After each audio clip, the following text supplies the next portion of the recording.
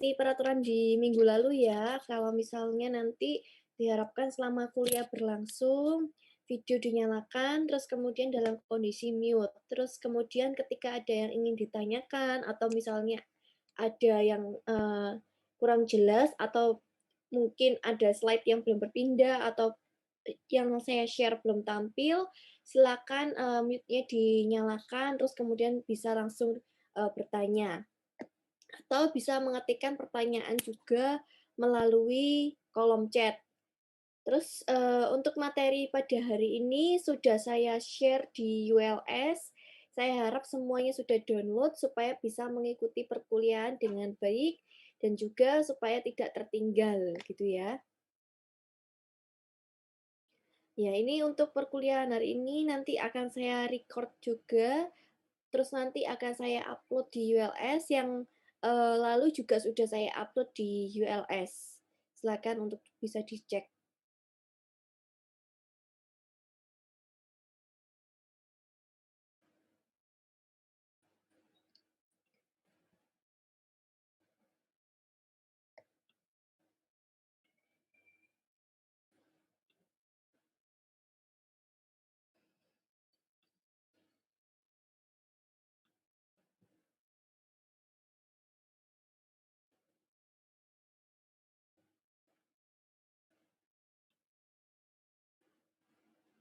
Nah, yang lalu kita sudah belajar tentang yang namanya, bagaimana kita memberi label pada suatu flowchart. Jadi ketika kita dapat soal, langkah awal yang kita lakukan adalah membuat, flow diagram, kemudian dari flow diagram itu kita beri label, terus kita tentukan DOF-nya, baru kita bisa menyelesaikan soal tersebut.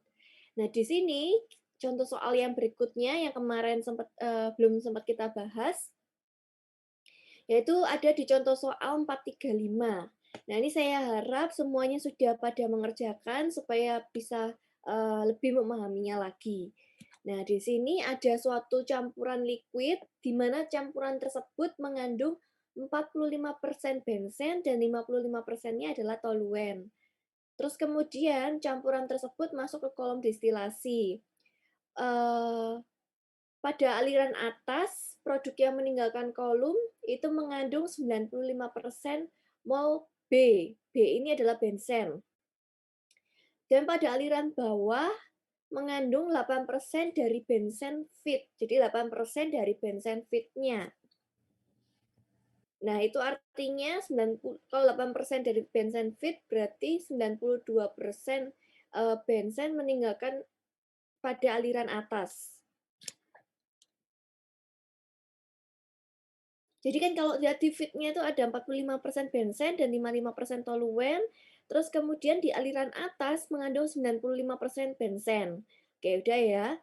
Terus kemudian di aliran yang bawah itu ada 8% benzen dari feed. Jadi eh, benzen yang dari feed ini, 45% benzen ini, 8%-nya menuju ke aliran bawah, 92%-nya mengalir ke aliran dari 45% ini ada di aliran atas.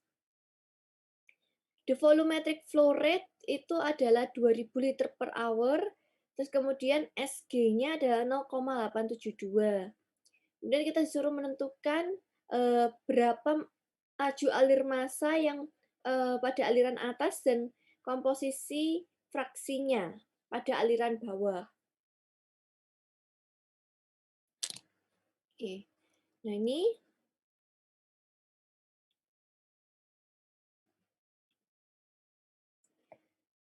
penyelesaiannya adalah sebagai berikut. Pertama, kita gambar terlebih dahulu tadi adalah sebuah kolom destilasi. Kemudian ada feed yang masuk di sini. Feed-nya kita asumsi yang masuk itu adalah 2000 liter per hour atau 2000 liter per jam. Dan laju alir massanya kita nggak tahu berapa. Tapi kita tahu bahwa di sini ada 45% benzen per mol dan 55% toluen per mol. Masuk ke sini. Kemudian yang keluar di bagian atas sebagai aliran 2, sehingga di sini kita nggak tahu laju alir 2-nya berapa, di mana dia mengandung 95% benzen, berarti sisanya adalah 5% toluen. Aliran 3 diketahui bahwa massa benzen di aliran 3 itu adalah 8% dari, benzen yang ada di feed. Kemudian massa toluen di aliran 3 kita nggak tahu berapa. Sehingga dari sini kita bisa mengetahui, DOF-nya. Nah, sekarang pertanyaannya adalah, ingat di sini itu adalah laju alir M1. M2. Kok di sini bukan M3 tapi MB3? Itu karena fraksinya sudah dikalikan dengan laju alirnya. Jadi kita langsung menyebutnya sebagai MB3. Tapi kalau di sini ini adalah M1. Itu karena ini ada sebagai laju alir massa. Ketika nanti laju alir massa ini dikalikan dengan 45%, itu nanti akan menjadi MB1. M1 dikalikan dengan, toluen 55% akan menjadi MT1, gitu ya. Itu perbedaannya kenapa di sini M1, di sini MB. Terus kenapa ini satuannya perlu diperhatikan juga kalau laju alir massa itu adalah kilogram per hour, atau massa per jam, atau massa per waktu gitu ya. Kalau fraksinya itu satuannya dalam mol, komponennya apa? Benzen atau toluen per mol. Dan kita cari DOF-nya, ada berapa DOF yang tidak diketahui di sini? Ada M1, M2, MP3, dan MT3. Equation balance-nya ada senyawanya benzen dan juga toluen. Relasi lain itu ada density atau Sg, nanti kan ada Sg-nya ya, dari Sg kita bisa dapat density-nya. Terus kemudian kita diketahui juga bahwa di sini 8% dari benzen yang ada di feed. Sehingga DOF-nya adalah 0. Kalau DOF-nya 0 gini berarti bisa diselesaikan.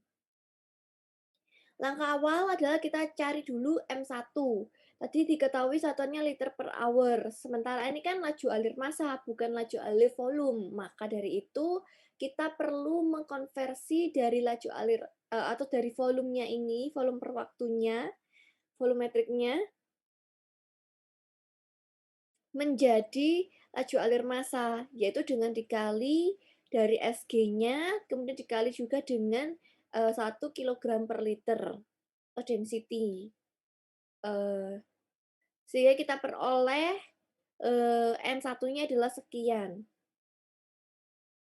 Dan kita tahu juga dari relasi lain menyatakan bahwa 8% dari benzen di feed. Jadi MB3 tadi itu adalah 8% dari benzen yang ada di feed. 8% benzen yang ada di feed itu ada berapa? 45%. Ini dikali, maaf ini maksudnya adalah 1744. Ini bukan 2000 tapi 1744 ya.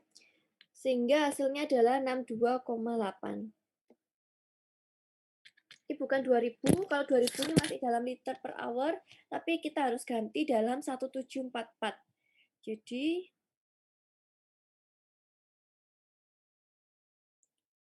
hasilnya ini sudah benar, tapi ini yang salah ya, ini harusnya 1744. Lalu di sini, setelah itu kita mau mencari neraca bensennya. Neraca benzen berarti tadi ada 45% ini ya. Kita lihat benzen ada di mana aja, yang di feed 45% dikalikan M1. Sama dengan in sama dengan out kan, in sama dengan out. Outnya ada apa? 95% kali M2 ditambah MB3. Tadi M1 udah diketahui, MB3 udah diketahui, sehingga kita bisa dapat M2-nya. Massa toluennya adalah 55% dari M1 sama dengan ini 5% dari M2 dan ditambah MT3, sehingga MT3-nya kita bisa ketemu.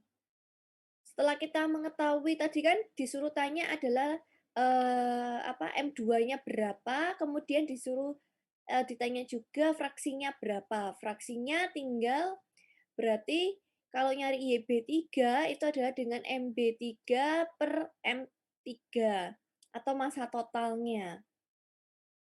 YT3 berarti ini dibagi dengan ini.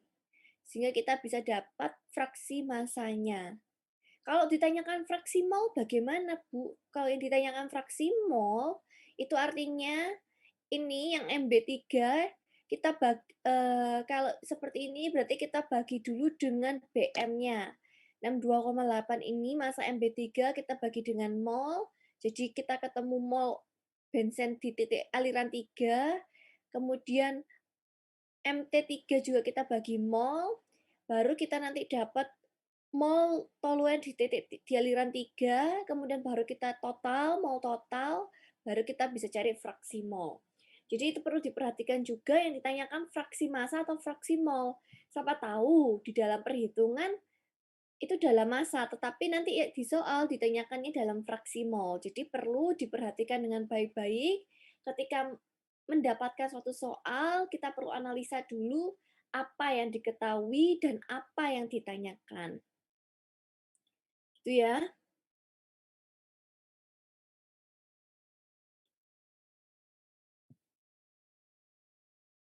Lalu, ini yang perlu kita ketahui juga bahwa fraksi massa itu selalu kalau di total nilainya adalah 1. Jadi, fraksi benzen di aliran 1 dan fraksi toluen di aliran 1 kalau di total hasilnya adalah 1.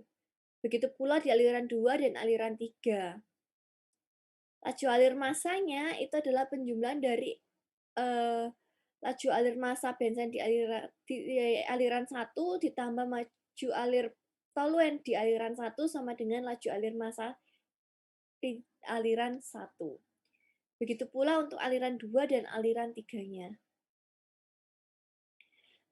Untuk menyelesaikan suatu soal, kita perlu memperhatikan pelabelan variabel-variabel yang tidak diketahui atau unknown, yang sifatnya TTSL di setiap aliran.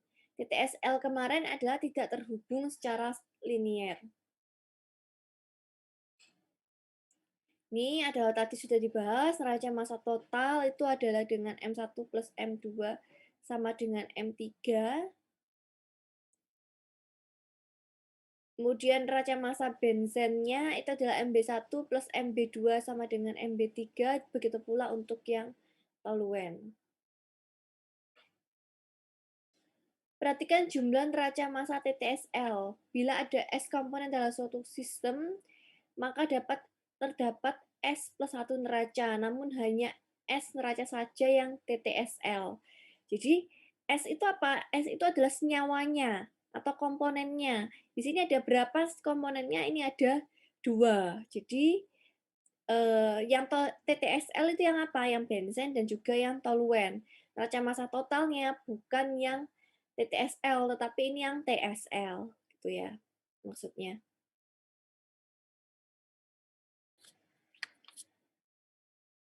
Untuk materi ini, apa ada yang ingin ditanyakan terlebih dahulu? Permisi Bu, saya ingin izin bertanya Iya, untuk silakan. yang 4,3 soalnya boleh boleh lihat lagi nggak Bu? Ya, oke, baik. Ini soalnya?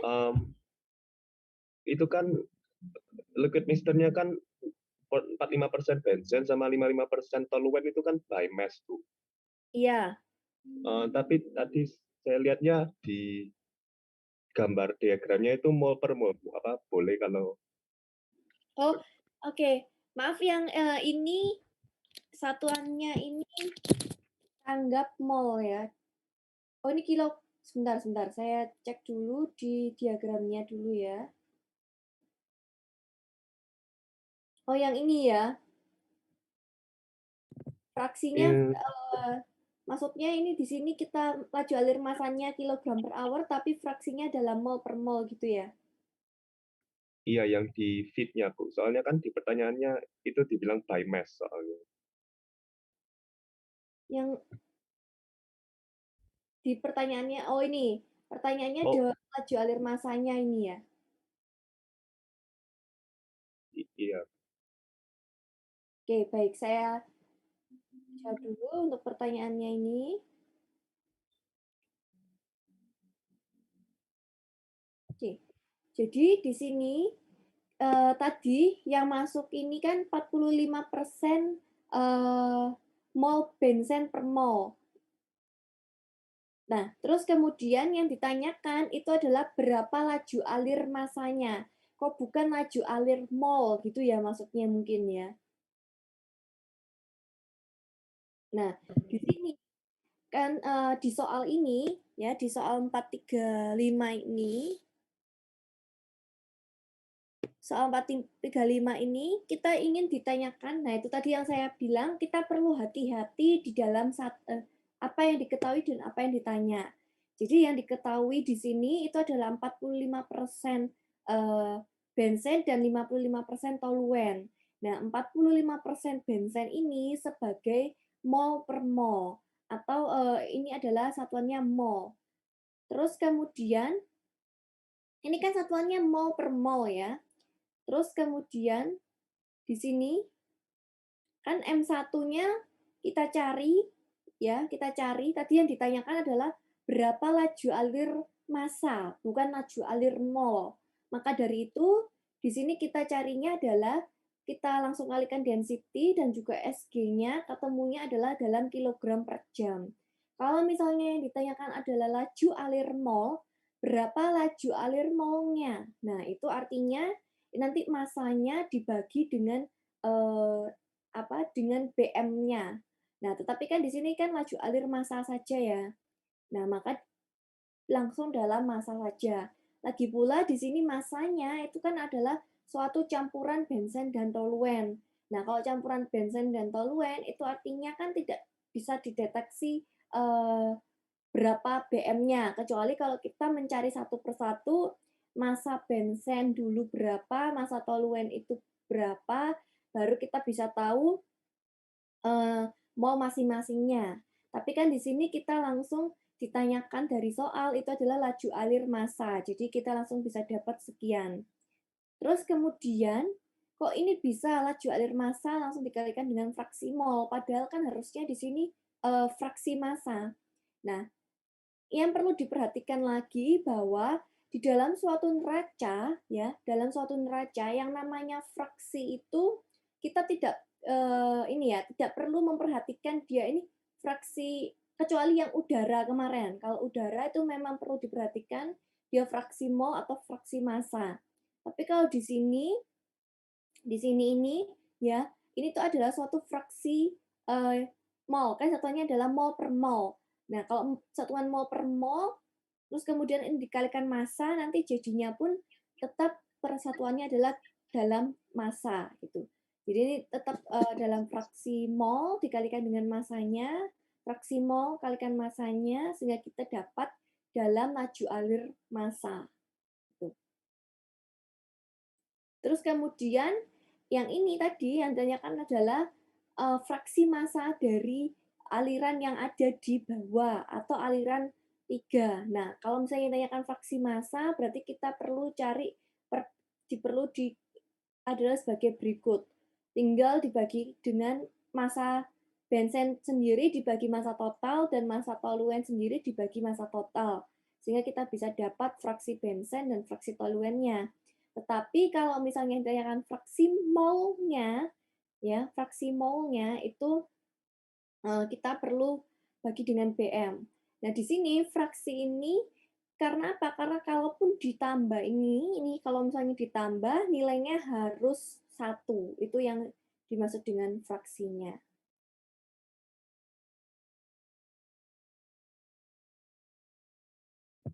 Oh, baik Bu, terima kasih Bu. Iya, seperti itu ya. Jadi ini perlu diperhatikan dulu dari soal apa yang diketahui dan apa yang ditanya. Ada lagi mungkin yang ingin ditanyakan sebelum saya lanjut?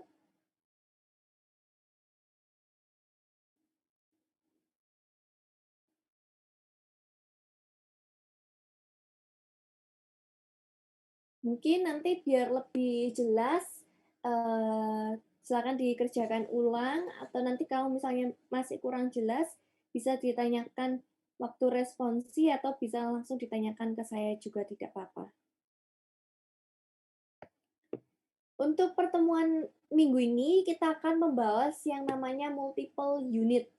Jadi unitnya ada banyak. Kalau kemarin kan kita hanya membahas single unit atau hanya ada satu unit. Misalnya kayak tadi adalah kolom distilasi saja, atau misalnya mixer saja, atau reaktor saja. Tapi pada kenyataannya di dalam suatu yang namanya suatu pabrik atau suatu industri kimia itu tidak mungkin hanya ada satu alat saja, pasti ada banyak alat atau yang disebut dengan multiple unit. Nah, untuk menyelesaikan neraca massanya bagaimana? Apakah lebih rumit? Yang pasti lebih rumit daripada yang single unit, tetapi itu bisa diselesaikan. Nah, itu nanti bagaimana cara langkah-langkah penyelesaiannya. Jadi kayak misalnya ada 3 unit ya, ada unit 1, unit 2, unit 3. Unit mana dulu nih Bu yang perlu saya selesaikan? Nah, itu nanti ada cara-caranya. Cara-caranya yaitu dengan menganalisa terlebih dahulu yang namanya DOF-nya. Nah, kemarin kita udah diketahui bahwa DOF ini adalah total dari variabel yang tidak diketahui dikurangi dengan TTSL-nya, kemudian dikurangi dengan kalau misalnya ada relasi lain. TTSL itu adalah variabel independen. Nah, berikut ini adalah contoh yang namanya multiple unit. Ini adalah contoh bagaimana dari suatu tebu ya menjadi sebuah gula. Ya, di sini ada gula. Jadi dari suatu tebu yang dari perkebunan gitu ya, kemudian dipotong-potong, kemudian di sini digiling, ya tebunya digiling sehingga akan dapat ampasnya dan juga akan dapat niranya. Jadi kayak tebu pertama dipotong-potong, setelah dipotong-potong kita giling di sini berkali-kali ya penggilingannya. Kenapa kok berkali-kali? Karena ya supaya untuk memaksimalkan atau mengefisienkan. Jadi semuanya dipastikan supaya semua tebu itu niranya terambil semua. Sehingga di sini ada ampasnya. Kemudian niranya, di sini niranya akan diproses lebih lanjut. Ya, niranya akan diproses lebih lanjut. Kemudian di sini ada beberapa tahap, ada tahap defaktor, ada tahap sulfifaktor, kemudian di sini ada tahap di sini PP ini adalah kayak di suatu reaksi atau reaktor pada suhu tertentu, yang di sini suhunya adalah 70 derajat, kemudian di sini suhunya adalah 105, dia masuk ke expander, kemudian masuk ke clarifier, kemudian masuk ke reaktor lagi, kemudian masuk ke evaporator untuk diuapkan kandungan airnya ya. Yang mana di sini ada 4 evaporator supaya untuk mengefisienkan juga sehingga akan didapat nira yang kental. Jadi mungkin di sini tadi niranya itu ada masih kandungan airnya gitu. Nah, sehingga kita ingin menghilangkan kandungan airnya yaitu dengan evaporator. Kemudian di sini setelah itu kita masuk ke tahap berikutnya di sini sehingga nanti akan didapatkan yang namanya di sini ada gula. Terus kemudian gulanya nanti dikeringkan sehingga akan kemudian baru bisa disimpan di bin atau di tangki penyimpanan, baru kemudian dikarung atau di pack-pack gitu. Nah, di sini ada hasil sampingnya berupa tetes, kemudian ada nira tipis, ini bisa dikembalikan lagi atau di-recycle, terus kemudian ada hasil samping berupa blotong. Nah, ini adalah hasil-hasil dari yang namanya proses industri gula. Kita di sini hanya perlu mengetahui apa sih yang perlu kita ketahui di gambar yang rumit ini, di gambar yang diagram multiple unit untuk pabrik gula ini, kita ingin mengetahui bahwa di sini ada namanya proses recycle.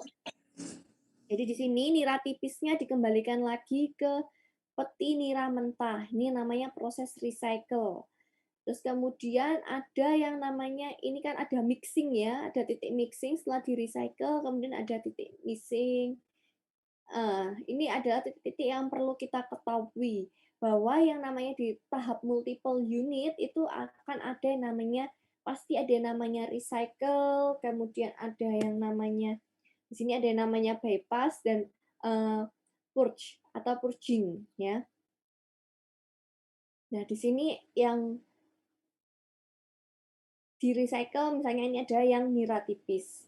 Nah, ini yang akan kita bahas di sini bahwa ada yang namanya recycle, bypass, dan purge atau purge. Nah,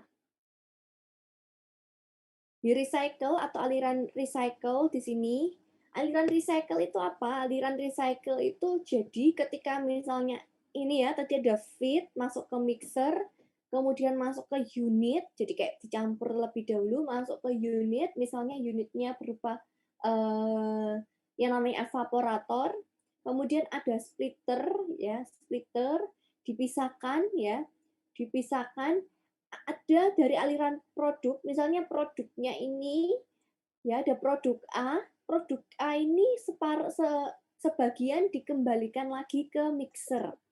Sebagian sebagai suatu produk. Kenapa kok ada sebagian yang dikembalikan? Karena mungkin ada yang namanya suatu proses. Jadi kayak misalnya proses A plus B menjadi C. Kan tidak mungkin seluruh A plus B ini seluruhnya 100% efisien menjadi C. Pasti misalnya hanya 80% konversinya. Yang artinya 20%-nya itu kan masih belum terbentuk menjadi suatu produk C. Jadi di C ini atau di suatu produk itu masih ada A plus B dan juga C. C-nya 80%, A plus B-nya adalah 20%. Nah, oleh karena itu di sini biasanya itu di-recycle kembali. Jadi supaya lebih mengefisienkan terus kemudian di-split dengan fresh feed gitu ya, dengan feed yang murni sehingga kemudian masuk ke unit lagi dan seterusnya. Itu yang namanya proses recycle. Nih ya, proses recycle. Dari feed menjadi produk, kemudian sebagian produk di-recycle kembali karena tidak seluruh feed atau tidak semua bahan baku menjadi produk. Nah, kalau yang ini namanya bypass stream. Apa perbedaannya dengan produk? Dengan recycle, kalau recycle itu dari produk kembali ke aliran yang awal. Kalau bypass stream di sini jadi kalau di sini ada splitter ya dari awal itu dipisahkan kayak misalnya proses awal ini ada proses pemisahan terlebih dahulu, terus kemudian ada yang langsung dibawa ke mixer, ada yang sebagian diproses dulu di unit, baru dibawa ke mixer, baru dicampur dengan aliran yang ada di splitter. Misalnya di sini ada komponen A plus B, ya. Kemudian di A plus B ini ada yang sebagian langsung masuk ke mixer, jadi misalnya 10% langsung masuk ke mixer, 90%-nya diproses dulu di unit, kemudian baru bertemu di mixer. Nah, ini yang namanya bypass stream. Jadi dari aliran feed, kalau recycle dari aliran produk, kalau bypass itu dari aliran feed. Sementara kalau purge itu adalah jadi kayak yang tadi di-recycle ini, kalau misalnya terus-menerus di-recycle, lama-kelamaan yang ada adalah mengalami suatu titik yang namanya titik jenuh. Nah, untuk menghilangkan titik jenuh itu, ketika sudah selang waktu tertentu akan ada yang dibuang. Jadi alirannya ini yang seharusnya di-recycle itu dibuang. Jadi purge ini adalah buangan dari yang namanya aliran recycle ini. Itu ya. Itu yang membedakan antara recycle, bypass, sama purge. Nah, ketiga aliran ini itu adalah aliran yang biasanya ditemui di dalam multiple unit. Tidak selalu ada, tetapi biasanya ada. Dan kita perlu mengetahui terlebih dahulu definisi-definisinya, sehingga kalau misalnya kita nanti dapat soal, misalnya nanti soalnya ada bilang kalau misalnya fitnya di bypass, kita bisa menggambarkannya gampang. Jadi dari soal, kita tahu kalau misalnya di bypass, berarti gambarnya akan jadi seperti ini. Kalau di recycle, gambarnya akan jadi seperti ini. Atau misalnya ada dari aliran recycle itu ada yang dibuang, maka gambarnya akan jadi seperti ini. Nah, itu adalah definisi-definisi dari aliran multiple unit yang perlu kita ketahui. Kemudian berikutnya kita perlu membuat yang namanya boundary system. Boundary system ini tujuannya itu adalah untuk membuat batasan-batasan sistem mana yang akan kita kerjakan terlebih dahulu. Jadi boundary system ini akan dibuat dalam garis putus-putus yang membatasi sistem yang ditinjau. Boundary system dapat diletakkan dimanapun sesuai dengan tujuan. Kita dapat menggambar boundary system untuk proses secara keseluruhan atau per unit proses. Nah, mungkin akan lebih jelasnya adalah sebagai berikut. Misalnya ini ada 2 unit ya, ada 2 unit. Aliran feed-nya berupa aliran S dan D, dan juga kemudian di sini ada aliran water atau W. Ada SD masuk ke unit, kemudian ada aliran water. Terus kemudian masuk ke unit 2, kemudian W dan D-nya menuju produk bawah, kemudian S dan D ini keluar sebagai produk sampingnya sini. Ada produk bawah dan produk sampingnya. Atau mungkin ini ada produk bawah, yang ini produk utamanya, misalnya gitu ya. Nah, di sini tidak ada yang namanya recycle ataupun bypass ataupun purge. Jadi di sini hanya ada suatu unit biasa. Jadi seperti yang saya bilang tadi, dalam suatu aliran multiple unit tidak selalu ada recycle dan kawan-kawannya itu, tapi biasanya ada juga gitu ya. Kalau ini tidak ada, kasusnya ini tidak ada. Jadi ini ada 2 unit. Dari 2 unit ini kita membuat suatu batasan. Misalnya kita buat batasan dengan garis putus-putus. Kenapa kok kita perlu membuat batasan? Ini untuk mempermudah perhitungan dari variabel-variabel yang tidak diketahui atau variabel-variabel yang ingin ditanyakan.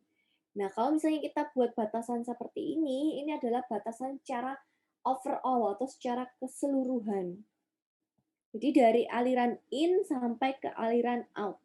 Jadi kalau misalnya seperti ini ya, alirannya seperti ini, aliran in-nya yang mana? Ya aliran sini SD, aliran W ini sebagai aliran in. Aliran out-nya yang mana? Yang SD dan juga WD. Nah, aliran out yang di dalam sini ini tidak perlu diperhatikan karena kita hanya meninjau boundary-nya adalah secara keseluruhan. Tuh. Nah, kalau misalnya kita meninjaunya per unit, jadi ini ada unit 1, ini ada unit 2. Kita tinjau dari unit 1. Aliran inputnya yang mana? SD dan juga W. Aliran outputnya itu adalah aliran di sini. Ini nggak tahu apa ini aliran apa, ini nggak tahu kita komposisinya apa. Ini sebagai aliran output yang akan kita cari. Misalnya gitu ya. Terus kemudian di unit 2, aliran inputnya yang mana? Ya aliran input adalah aliran out sama dengan aliran output dari unit 1. Bukan SD dan V lagi, tetapi adalah aliran output di unit 1. Nah, ini masuk ke unit 2. Dan outputnya ada WD dan juga SD. Nah, ini sebagai boundary unit 2. Jadi kita perlu yang namanya membuat batasan, supaya kita tahu kita mengerjakan secara keseluruhan terlebih dahulu, atau unit 1 dulu, atau unit 2 dulu. Itu ya, itu yang perlu kita perhatikan di sini. Itu gunanya yang namanya boundary system. Nah, ini kita perhatikan lagi. Tadi ada unit 1, ada unit 2. Di sini ada feed, ya, ada feed yang masuk, terus kemudian ada feed 1, kemudian ada feed 2. Jadi feed satunya ini adalah tadi S dan D, feed 2-nya adalah W. Mereka bercampur ya dalam satu aliran, ini kan ada 2 aliran, terus kemudian bercampur menjadi masuk ke unit 1. Ya, ada aliran 1, ada feed 1, ada feed 2 masuk ke unit 1. Kemudian akan dihasilkan produk 1. Ini misalnya gini ya, ini ada produk 1. Kemudian di sini ada produk 2. Produk 2 masuk ke unit 2, kemudian di sini ada ditambahkan feed 3, misalnya ditambahkan lagi water atau tambahkan something, semacam katalis atau produk lain gitu ya, masuk ke unit 2, kemudian keluar sebagai produk 3. Nah, kita langkah awal ini tidak ada yang namanya aliran recycle. Jadi ada unit biasa. Langkah awal kita membuat yang namanya boundary. Setelah kita mengetahui seperti ini, kita buat boundary-nya terlebih dahulu. Boundary-nya bisa digambarkan sebagai berikut. Boundary overall, yaitu titik-titik garis A ini, lingkaran A. Ini adalah secara keseluruhan, overall. Nah, yang mana sistem adalah bagian manapun dari proses yang dapat dimasukkan dalam kotak hipotesis atau batasan. Bisa jadi keseluruhan proses atau overall, yaitu yang A ini ya, secara keseluruhan ini, atau per unit, ya, unit 1 atau unit 2, atau titik di mana adanya aliran itu bertemu atau bergabung. Nah, ini misalnya seperti ini.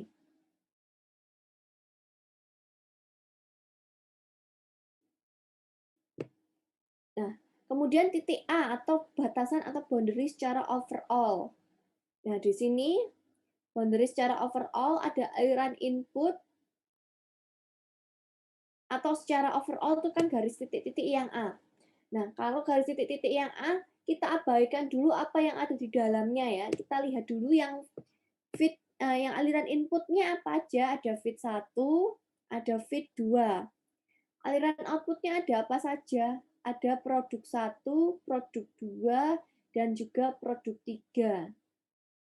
Oh ya, di sini ada aliran input yang feed 3.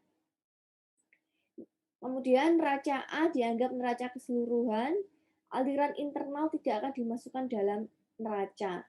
Jadi aliran yang ada di dalam sini tidak perlu dimasukkan di dalam neracanya.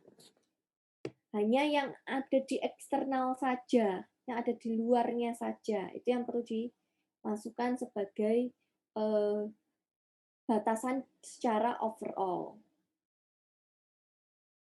Titik B. Titik B di sini berarti aliran inputnya ada feed 1 dan juga feed 2. Kemudian produknya ya ini, yang aliran yang keluar di sini. Itu ada di satu produk.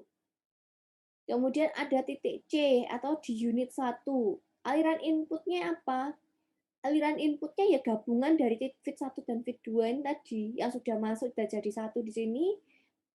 Kemudian jadi satu masuk ke unit 1 ini sebagai aliran inputnya, bukan lagi feed 1, feed 2, tetapi ya sudah gabungan di sini. Produknya ada produk 1 yang keluar ke sini dan ada produk 2 yang mengalir ke unit 2. Jadi ada produk 1, ada produk 2. Jadi mungkin di sini tuh maksudnya ada yang di unit 1 ini mungkin misalnya unitnya berupa separator gitu ya, atau distilasi gitu ya. Yang aliran atas misalnya distilasi aliran atas ya lanjut ke unit 2, aliran bawahnya sebagai produk 1, misalnya seperti itu. Jadi ini sebagai produk 1, kemudian ada sebagai produk 2. Titik D. Titik D ini adalah pemisahan internal. Nah, di sini ada satu input dan juga ada dua produk. Jadi kayak misalnya di sini masuk ke sini, ada yang keluar langsung sebagai produk, ada yang sebagian lanjut ke unit 2, saya gitu. Titik E adalah unit 2, jadi yang masuk adalah yang di sini, yang keluar dan juga feed 3, yang keluar adalah produk 3. Ini adalah bagaimana cara-cara kita membuat suatu batasan. Jadi mungkin nanti kalau ada suatu soal ya, suatu soal, kita dapat soal, kita langkah pertama adalah menggambarkan soal itu. Jadi dari soal, dari kata-kata kita buat menjadi suatu gambar. Terus kemudian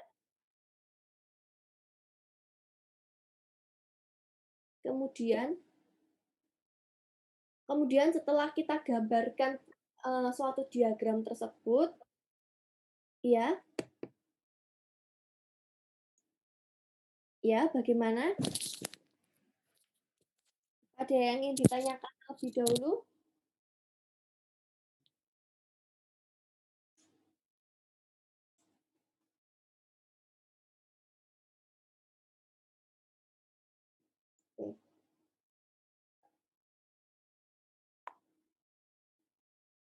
Ketika saya lanjutkan kembali, ya.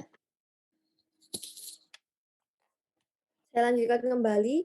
Jadi ketika dapat soal, kita gambarkan soal tersebut, terus kemudian kemudian, nanti kita buat suatu yang namanya batasan-batasan di sini. Kita mau membuat batasan secara overall atau per unit atau per titik pencampuran di situ. Mungkin nanti akan lebih jelas ketika kita udah dapat yang namanya soal. Misalnya yang ini, kita buat batasan fit-nya itu adalah di sini.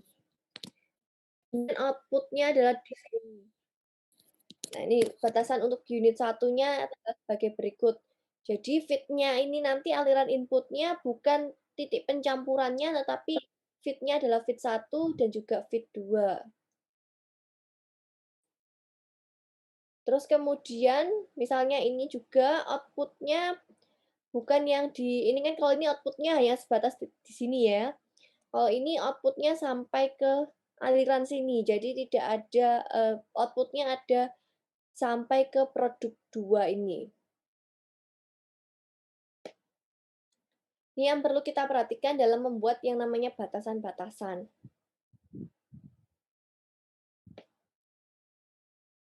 Nah, untuk lebih jelas, silakan dibuka di example 4.41.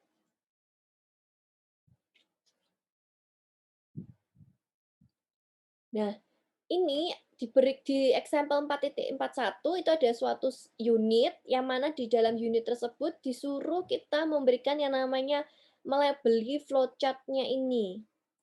Yang mana di sini ada komponennya adalah komponen A dan juga komponen B. Nah, terus kemudian kita disuruh melabeli dari ini. Jadi diketahui laju alir massa 100 kg per hour mengandung 50% kilogram A dan 50% kilogram B. Sehingga diperoleh gambar langkah awalnya adalah fit-nya adalah sebagai berikut. Terus masuk ke unit 1 ya, unit 1 ini. Kemudian dihasilkan produknya 40 kg per hour, kemudian dengan komposisi berikut. Kemudian sebagiannya lagi lanjut ke unit 2, yang mana sebelum masuk ke unit 2, itu ada pencampuran dengan 30 kg per hour yang mengandung 30% kilogram A dan 70% kilogram B. Dicampur sini masuk ke unit 2, kemudian ada aliran output yang 30 kg per hour dengan komposisi 60% A, 40% B, dan juga aliran 3. Nah, ini di aliran 1, 2, dan 3, ini data-datanya tidak kita ketahui. Pertama, kita buat yang namanya boundary-nya terlebih dahulu.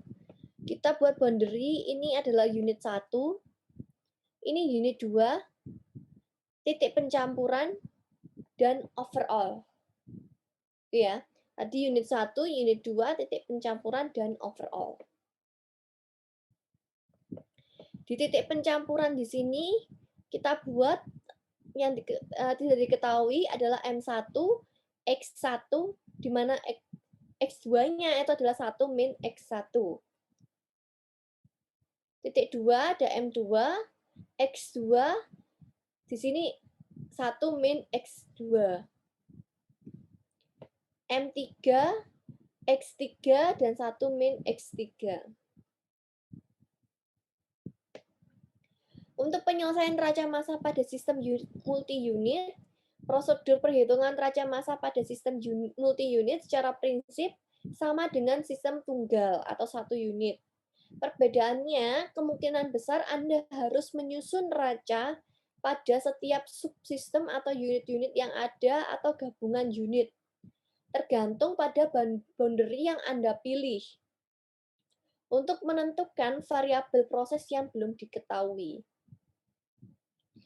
Jadi kenapa sih kita harus membuat boundary? Kenapa kita nggak bisa langsung mengerjakannya?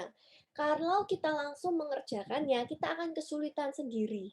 Mau mulai dari mana? Kan unitnya ada 2. Kalau 1 kan ya enak aja in sama dengan out gitu ya. Kalau ada 2 gitu ya, kita mau mulai dari mana? Terus kita bingung untuk memasukkan variabel-variabelnya.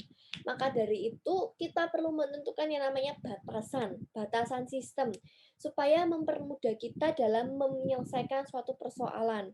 Supaya kita ketika melakukan nanti perhitungan, kita tahu langkah-langkahnya harus dari mana, tersusun rapi supaya semua variabel-variabel yang tidak diketahui kita bisa cari dengan mudah. Itu tujuannya membuat yang namanya boundary system. Nah, setelah kita membuat boundary system, berikutnya ngapain?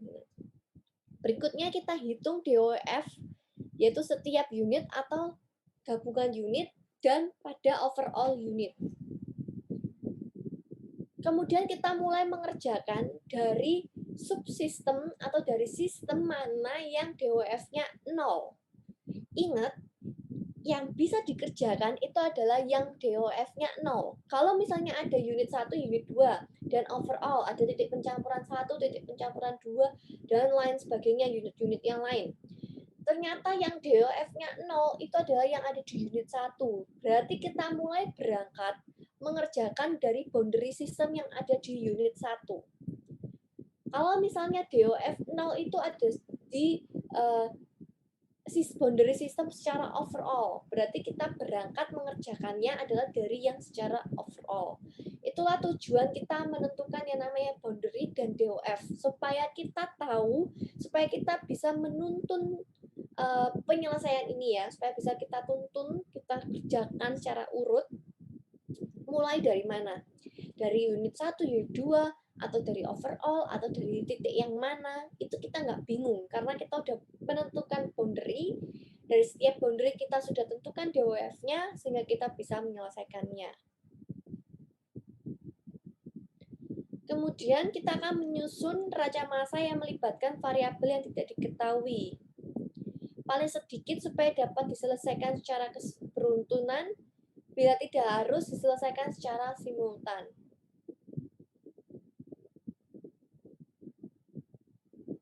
Ini tadi sudah ya, kan di 441 tujuannya hanya untuk memberi label. Nah, dari example 4.41 ini mungkin ada yang ingin ditanyakan terlebih dahulu, atau saya berikan waktu terlebih dahulu ya, 5-10 menit, silakan dikerjakan ulang ya. Yang ada di example 4.41 ini gampang ya, tapi perlu dipahami terlebih dahulu bagaimana cara membuat boundary. Setelah dibuat boundary, inputnya apa, outputnya apa, itu perlu diketahui supaya nanti bisa mudah untuk menyelesaikannya. Silakan saya berikan waktu 5-10 menit. Kalau ada yang ingin ditanyakan, silakan ditanyakan atau bisa mengetikkan di kolom chat. Dikerjakan terlebih dahulu ya example 441-nya.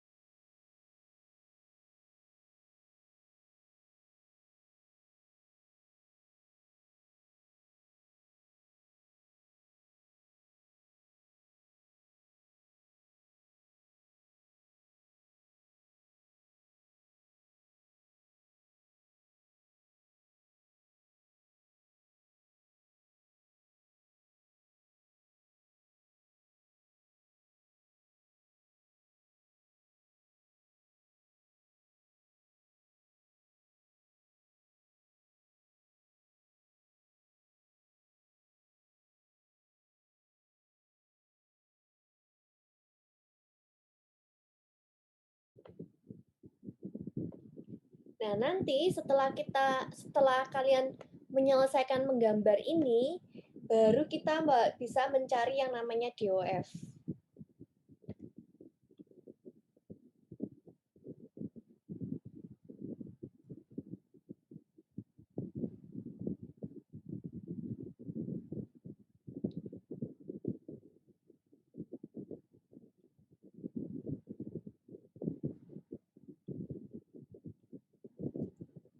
Nah, dari sini ya kita sekalian sambil mengerjakan bersama saja dari unit 1 dan unit 2. Di sini kita perlu mencari yang namanya boundary dulu.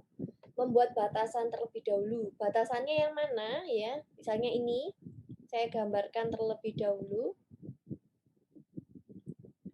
Ya, di sini saya gambarkan gambar.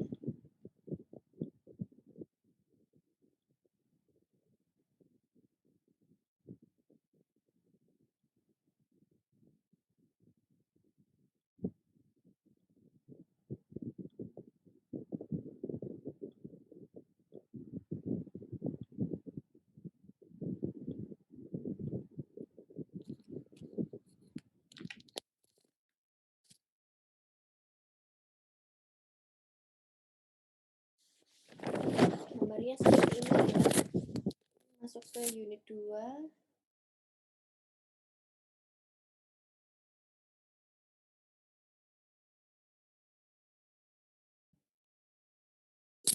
Seperti ini.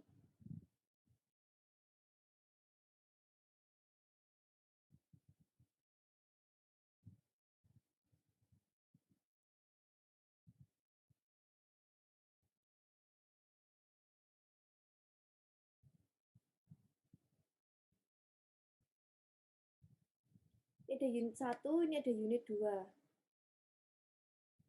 Ya. Terus kemudian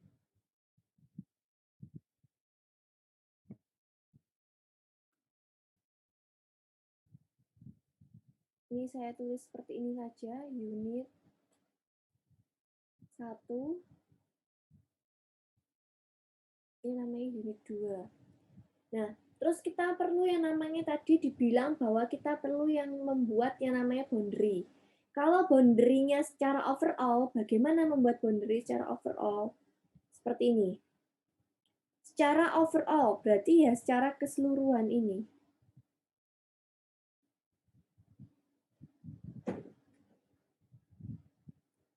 Oh, ini saya ganti warnanya biar tidak bingung. Secara overall, ini adalah boundary secara overall. Ya, dari input sini sampai output. Ya, sampai outputnya di titik sini. Terus kemudian kita perlu yang namanya, kalau sudah gambar seperti ini, baru kita bisa mencari yang namanya DOF-nya.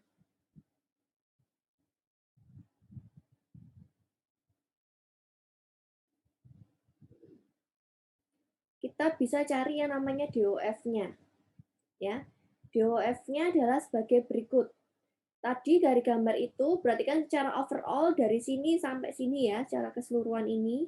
Overall-nya berarti variabel yang diketahui ada apa aja ya.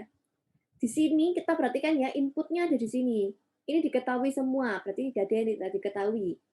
Output di sini diketahui semua. Output di sini diketahui sendiri semua. Nah, output di sini yang tidak diketahui.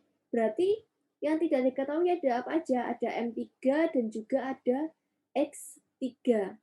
Maka variabel unknown-nya adalah 2, yaitu M3 dan juga X3. Ada 2. Equation balance-nya berapa? Ada 2, karena variabelnya adalah variabel A dan juga variabel B. Maka equation balance-nya itu adalah 2. Maka DOF-nya bisa ketemu nilainya adalah 0. Terus kemudian di sini ada namanya mixing point. Mixing point ya. Mixing point kita ambil yang di titik sini ya, titik sini. Titik sini itu adalah dari aliran 1, aliran 2, dan kemudian ada yang masuknya ada di sini. Ya. Inputnya apa? Aliran 1 dan yang 30 ini. Aliran 1 dan 30. Aliran outputnya adalah aliran 2 ini. Berarti variabel unknown-nya ada berapa? Ada M1, ada X1, ada M2, ada X2. Sehingga variabel unknown-nya ada 4. Equation balance-nya tetap 2. Sehingga di mixing point ini kita hanya DOF-nya adalah 2. Nah, dari sini kita tahu bahwa kita nggak bisa menyelesaikan berangkat dari mixing point. Kalau dari overall dulu bisa, bisa karena DOF-nya adalah 0. Berikutnya adalah unit 1. Di unit 1 variabel unknown-nya ada M1 dan X1. Equation balance-nya 2 sehingga 0. Unit 2 juga demikian ya. M2, X2, M3, X3 yang tidak diketahui, berarti ada 4. Equation balance-nya tetap 2 sehingga unit 2 DOF-nya adalah 2. Kemudian di sini ada mixing point juga.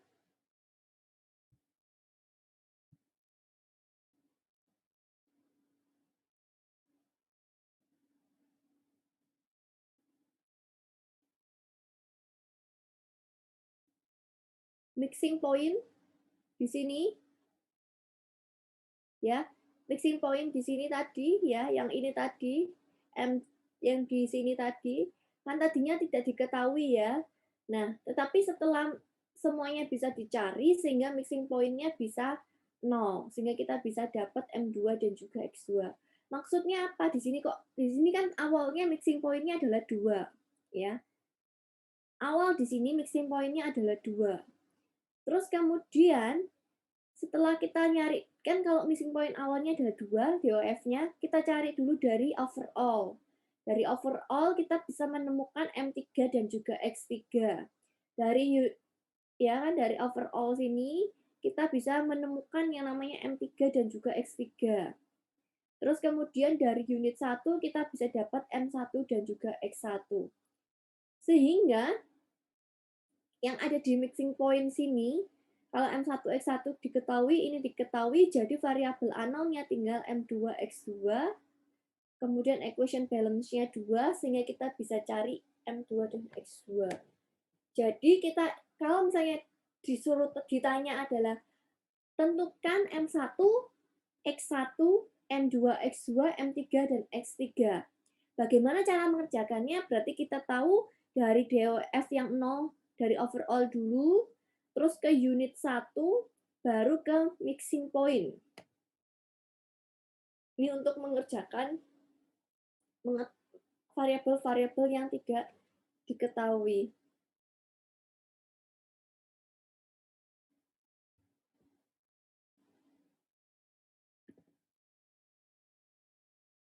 Terus kemudian kita buat dulu, tadi kan sudah diketahui ya, bahwa berangkatnya adalah dari overall unit. Kita buat dulu neraca massa totalnya. Dilihat dari sini dulu ya, overall unit in sama dengan out. Ingat, in sama dengan out. Ya. Neraca massa total di unit overall. Berarti yang input ada apa aja? Ada 100 plus 30. Yang output ada apa aja? Ada 40, 30, dan N3.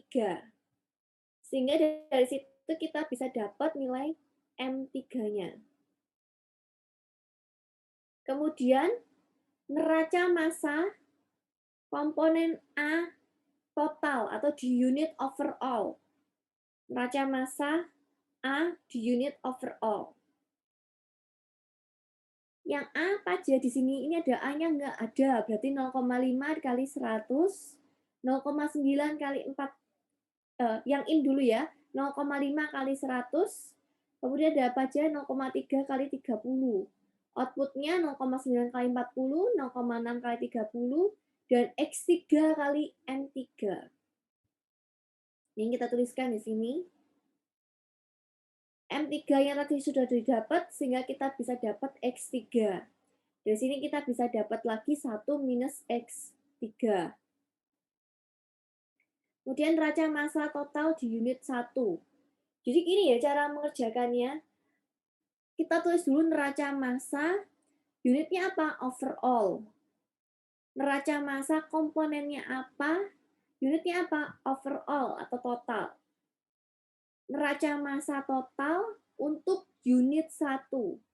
Neraca massa komponen A untuk unit 1. Jadi neraca massa, terus total atau per komponen, terus unitnya apa. Ini kurang tulisannya, unitnya adalah overall ya. Ini overall. Terus di unit 1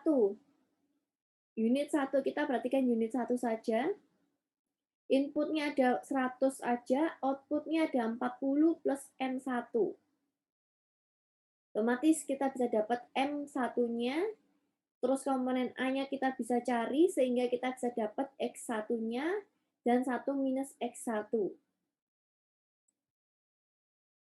Nah, kemudian setelah kita dapat ini, kita lanjut ke mixing point. Tadi kan selanjutnya adalah cari M2 di mixing point. Di sini, inputnya ada M1 plus 30, outputnya ada M2. M1-nya tadi kita bisa peroleh dari unit 1, sehingga M1-nya diketahui, M2-nya bisa dapat, kemudian masukkan neraca massa komponen A di mixing point, kita bisa dapat X2 dan 1 min X2-nya. Kenapa kok neraca massa A? Kenapa nggak neraca massa B? Ya bebas, kalau mau nyari dari neraca massa B juga bisa. Tapi kita harus perhatikan juga komposisi-komposisinya ini harus tepat. Ya. Dari sini apa ada yang ingin ditanyakan dulu dari example 441? Ini yang basic sekali dan harus dipahami terlebih dahulu.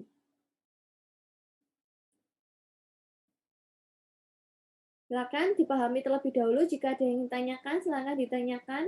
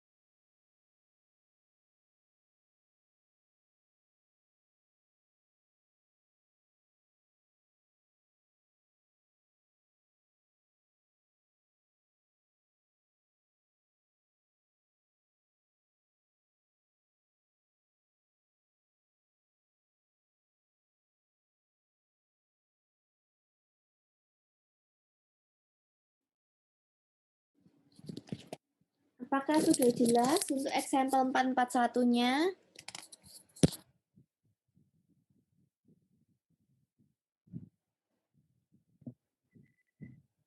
Kelihatannya sudah jelas, Bu. Sudah ya? Baik. Jika sudah jelas, saya lanjutkan lagi ke example yang berikutnya. Berikutnya ada di example 4.42.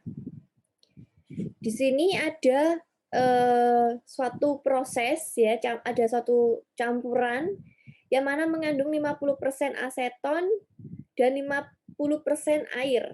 Ini berat WT ini berarti 50%, nanti satuannya adalah kilogram aseton per kilogram, 0,5 kilogram water per kilogram, gitu ya. Dipisahkan menjadi dua aliran,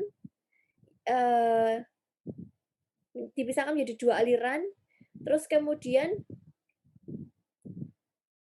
diekstraksi aseton dari airnya menjadi metil isobutil keton atau MIBK. Nah, di sini yang mana asetonnya ini mendekati immiscible dengan water. Nah, terus kemudian disuruh membuat suatu term yang mana menggunakan reference to liquid extraction process. Nah, yang mana prosesnya ditunjukkan di halaman 107 Felder. Ada di textbook di halaman 107 prosesnya. Nah, gambarnya adalah sebagai berikut. Jadi dari soal, gambarnya sudah disediakan sebagai berikut. Jadi di sini ada input mengandung 50% aseton dan 50% water. Kemudian ada solvent, solventnya adalah M masuk ke mixer. Kemudian ada settler. Nah, dipisahkan rafinat 1 mostly water dan juga air masuk ke mixer, campur lagi dengan solvent, kemudian di settler menjadi rafinat yang 2, tadi kan ada rafinat 1, rafinat 2 dengan komposisi 93,1% water dan beberapa M dan A. Ekstraknya di sini bergabung dengan ekstrak di settler pertama. Di sini ekstrak dari settler ini mengandung mostly M dan A. Ekstrak yang 2 ini mostly M dan beberapa A dan W bercampur jadi satu, combine ekstrak, yang mana setelah combine ternyata most of A in feed dan juga ada M-nya. Kemudian masuk ke kolom distilasi sehingga menjadi ada 2 produk, produk atas dan produk bawah. Produk atasnya mengandung 97% A, 2% M, dan 1% water. Produk bawahnya recover solvent. Jadi mostly M, beberapa A, dan juga W. M ini tadi adalah MIBK atau solventnya tadi. Nah, dari mixer dan juga settler ini di sini digambarkan menjadi satu, yaitu yang namanya ekstraktor. Ya, mixer dan settler digambar menjadi satu yang namanya ekstraktor. Kebayang ya? Kemudian mixer dan settler jadi satu, ekstraktor. Inputnya asumsinya masanya adalah 100 kg, 0,5 A, 0,5 W masuk ekstraktor. Solventnya juga 100 kita asumsi. Terus masuk ke sini. Kemudian yang keluar, ini tadi ya, keluar. Settler yang keluar masuk ke mixer 2 sini, ini kan sebagai rafinat yang mana mostly W dan A. Nah, di sini ada MA2, kemudian satuannya kilogram A, terus ini ada MM2 atau massa dari solvent 2, satuannya kilogram N, massa dari water 2, satuannya adalah kilogram W. Sementara ekstraknya untuk masuk ke kolom distilasi ini ada M1 yang terdiri dari 0,275 kg A per kilogram sehingga XM1-nya itu adalah 0,2725 minus XM1. Ini maksudnya apa sih, Bu? Gitu ya. Di sini diketahui dari soal bahwa yang keluar dari ekstraktor ini mengandung 0,275 kg A. Solventnya berapa? Kita tulis fraksi solvent 1, fraksi M1. Satuannya adalah kilogram M per kilogram. Waternya berapa? Berarti kan 1 minus 0,275 itu adalah 0,725 minus XM1. Kenapa kok 1 minus ini kurang ini gitu? Karena kalau fraksi di total semua, ingat tadi yang saya bilang, fraksi kalau di total semua harus 1. Maka 1 minus 0,275 sama dengan 0,725 minus XM1 sebagai kilogram water per kilogram. Lanjut ke sini ke ekstraktor yang kedua, 75 kg M masuk sebagai solvent, outputnya dengan komposisi sebagai berikut. Nah, yang sebagai ekstraknya, ini sebagai rafinatnya, ekstraknya ya, rafinatnya ya udah rafinat 2. Ini data-datanya sudah diketahui. Terus kemudian yang keluar di sini M3-nya, ya, M3-nya dengan komposisi sebagai berikut, bercampur dengan M1 sebagai M4. Ya, ada M1, ada M3 bercampur sebagai M4. Yang komposisi sebagai berikut, masuk ke kolom distilasi, dipisahkan yang atas sebagai M5, yang bawah sebagai M6. Ingat pelabelan di sini sangat menentukan dan sangat penting. Jadi kita perlu menentukan dulu pertama, aliran satunya yang mana. Misalnya aliran satu di sini, aliran 2, 3, 4, 5, dan 6. Langkah yang kedua yang perlu diperhatikan adalah kalau misalnya itu adalah massa saja, maka tinggal 100 saja. Tapi kalau misalnya sudah dikalikan dengan, fraksinya, maka di sini satuannya adalah atau notasinya adalah MA2, satuannya adalah kilogram A. Kalau belum dikalikan dengan fraksinya berarti di sini adalah M2. Terus nanti ada XA2, XM2, XW2. Satuannya ya kilogram A per kilogram atau satuannya persen. Seperti ini kan M3 kilogram. Fraksinya kilogram per kilogram. Kalau ini sudah dikalikan dengan fraksinya, jadi tinggal kilogram A, kilogram M, kilogram W, gitu. Dan seterusnya. Ini adalah notasi-notasi yang perlu diperhatikan ketika memberi label suatu unit atau suatu aliran. Dari sini, langkah awal kalau ada multi unit kita nggak tahu kita harus ngerjain dari mana dulu. Kita buat secara overall terlebih dahulu atau mixing point terlebih dahulu atau bagaimana? Yang namanya membuat boundary tidak ada yang salah, semuanya itu bisa dikatakan benar. Jadi kita tergantung mau membuat boundary dari mana. Asalkan boundary tersebut bisa kita pertanggungjawabkan perhitungannya. Kalau misalnya kita buat boundary-nya sebagai berikut, kita perlu memperhatikan dengan benar mana yang in, mana yang out.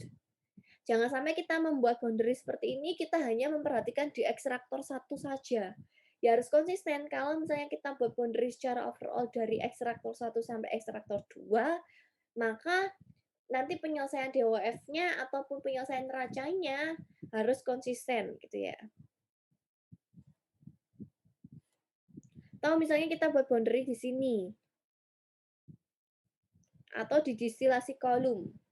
Ini nanti perlu konsisten.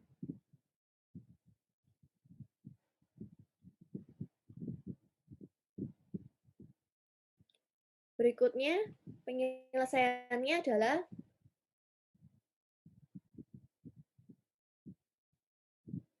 nah, ini tadi ya gambarnya sebagai berikut, terus kemudian yang saya bilang mixer sama settlernya bergabung menjadi ekstraktor 1. Penyelesaiannya tadi kita mau membuat boundary-nya yaitu dari ekstraktor 1 ini dulu. Ekstraktor 1 sampai ke ekstraktor 2. Boundary-nya itu adalah sebagai berikut, ekstraktor 1 sampai ekstraktor 2. Nah, ini belum saya hitung DOF-nya, kita hitung dulu ya bersama-sama DOF-nya.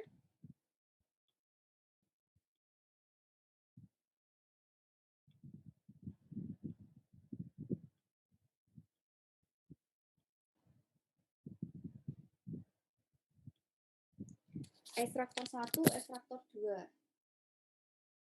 Kita gambar dulu.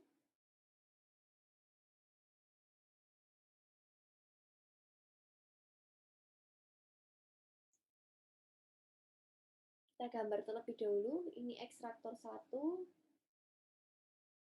ini ekstraktor 2.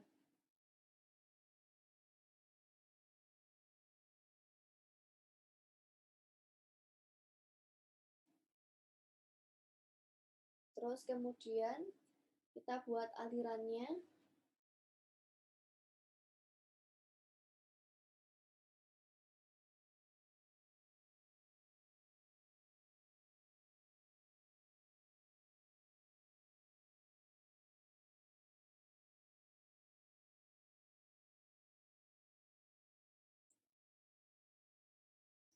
Kita buat alirannya adalah sebagai berikut. Kemudian kita masukkan data-datanya. Di sini ada datanya yang diketahui.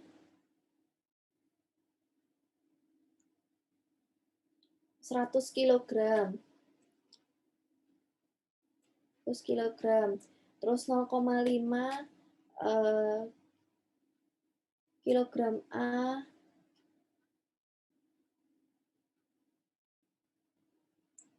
per kilogram. Terus ada 0,5 kilogram W per kilogram. Ini data-data di sini. Data yang solvennya ini diketahui tadi 100 kilogram M.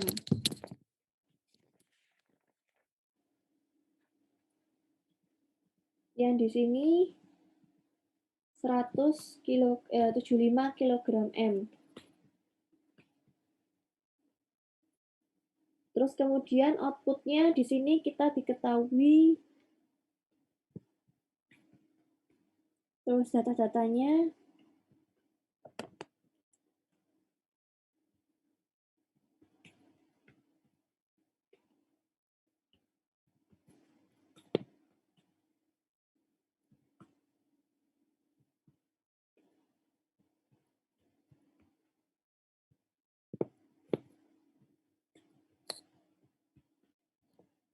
sebagai berikut. Kemudian outputnya di sini ditanyakan tadi adalah M1, nggak ada. Terus di sini diketahui bahwa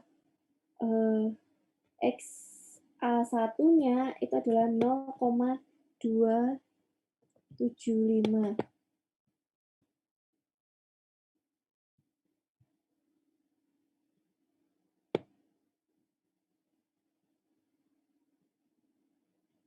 Terus kita perlu cari XM1, ini nggak tahu berapa kilogram M per kilogram. Terus kita nggak tahu juga XW1, saya bilang tadi 1 min 0,275 min XM1. Sehingga kita bisa simpulkan XW1 itu adalah 0,725 min XM1. Satuannya adalah kilogram W per kilogram. Terus kemudian di sini kita ditanya M3,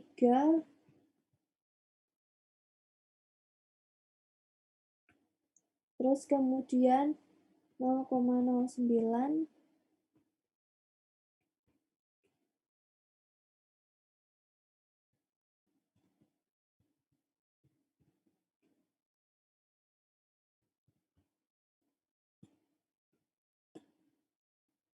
ini data-data yang diketahui. Untuk yang sistem ini, boundary yang ini adalah data-data yang diketahui. Sehingga kita cari dulu DOF-nya ya. DOF-nya bagaimana? DOF-nya, variabel unknown-nya. Unknown-nya berapa? Ada berapa di sini?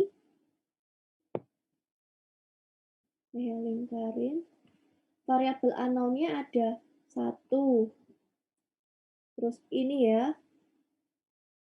2, 3.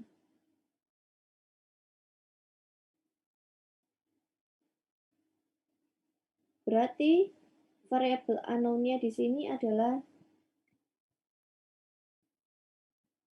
3. Yang mana ada M1, M1, XM1, M3. Kenapa XW1 tidak dimasukkan sebagai variabel unknown? Karena saya anggap di sini tidak ada relasi lainnya ya, jadi supaya tidak boleh ditulis. Kalau ditulis berarti nanti kita perlu menuliskan variabel lain, tapi kalau tidak ditulis juga nggak apa-apa. Terus ada yang namanya konsistensi, jadi perlu diperhatikan mau ditulis ataupun tidak. Terus kemudian equation independennya itu ada 3 juga, ada variabel A, W, M, dan W. Sehingga kita bisa dapatkan nilai DOF-nya adalah 3 min 3 sama dengan 0. Nah, dari sini 3 min 3 sama dengan 0. Berarti udah dapat ya bahwa dari sini bisa dikerjakan terlebih dahulu. Langkah pengerjaannya gimana? Langkah pengerjaannya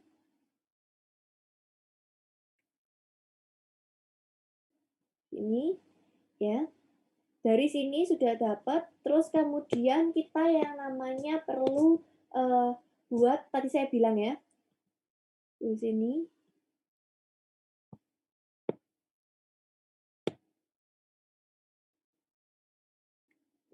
Ini saya gariskan. Kita buat dulu yang namanya neraca massa ya. Pertama kita tuliskan dulu ya. Saya bilang tadi, kita pertama harus perlu tulis neraca massa total. Unitnya apa? Unit overall ekstraktor ya. Overall ekstraktor. Bagaimana? In-nya apa aja? In-nya ya, di sini saya ini dulu gambarkan. In-nya ada apa saja sih in-nya di sini? In-nya. Ini in. Ini in. Ini sebagai in. Output-nya ada apa saja? Output-nya ada ini, dan ada ini. Sehingga kita bisa tuliskan inputnya ada 100 plus 100 plus 75 sama dengan outputnya ada M1 plus M3 plus 3,1. Jadi dari sini kita bisa dapat M1 plus M3 sama dengan berapa? Ini kita hitung dulu, M1 plus M3-nya sama dengan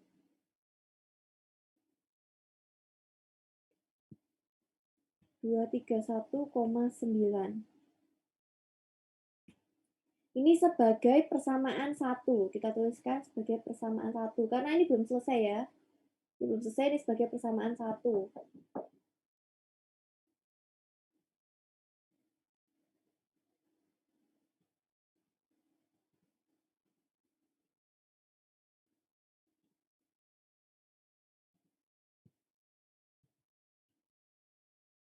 Ini sebagai persamaan 1. Terus kemudian di sini kita buat lagi neraca massa. Komponennya apa? Komponen A misalnya. Komponen A di overall ekstraktor.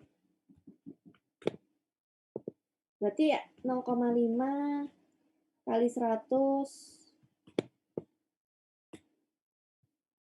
Terus ini ada A-nya nggak? Ini nggak ada, ini nggak ada A-nya. Berarti A-nya hanya 0,5 kali 100 ini aja inputnya. Outputnya ada apa? Ada M1 kali XA1-nya ada 0,275. Di sini ada M3 kali 0,09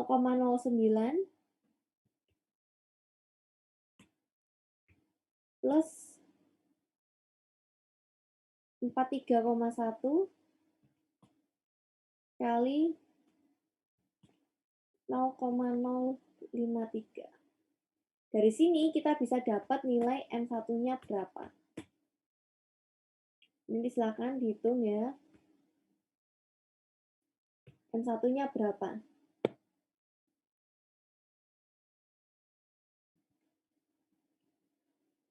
Satunya ketemunya 145 kg. Jadi kalau saya ya, nanti silakan dihitung apakah benar apa sama atau tidak. Selanjutnya dari sini ya, kita inputkan masuk ke persamaan 1 sehingga kita bisa dapat yang tadi M1 plus M3 sama dengan 23,1 ya. 231,9 berarti M3-nya sama dengan 231,9 kurangi M1 bisa dapat M3-nya adalah sekian. Ya. Ini saya tuliskan subs M1 ke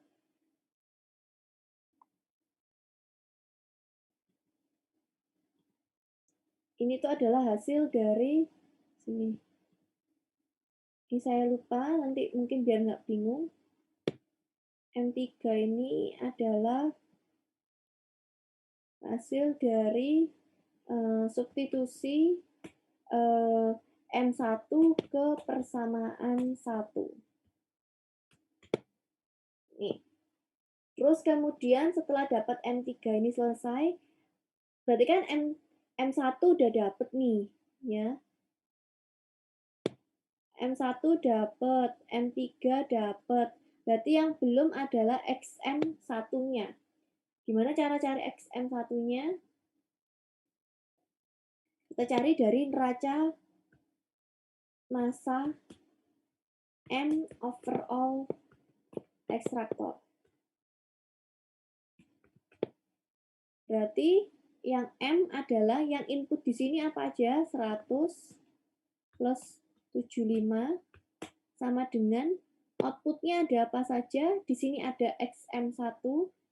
Jadi kan M1-nya udah dapet ya. M1 kali XM1 plus M3 kali 0,88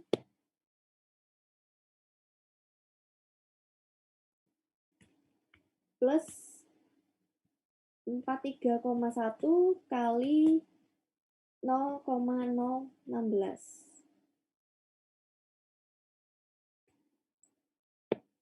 Nah, tadi M1 udah ada, M3 ada, sehingga kita bisa dapat XM1-nya berapa. Sini saya dapatnya 0,675 kg M per kilo.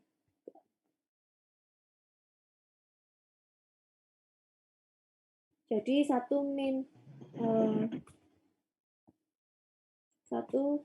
min XM1 sama dengan bisa dapat 0,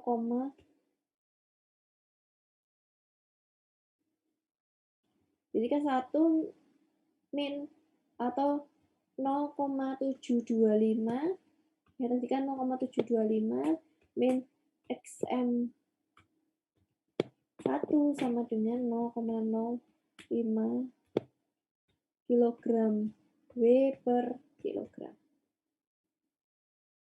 Ini langkah penyelesaiannya untuk yang di ekstraktor, sehingga nanti kita bisa dapatkan yang namanya ini ya.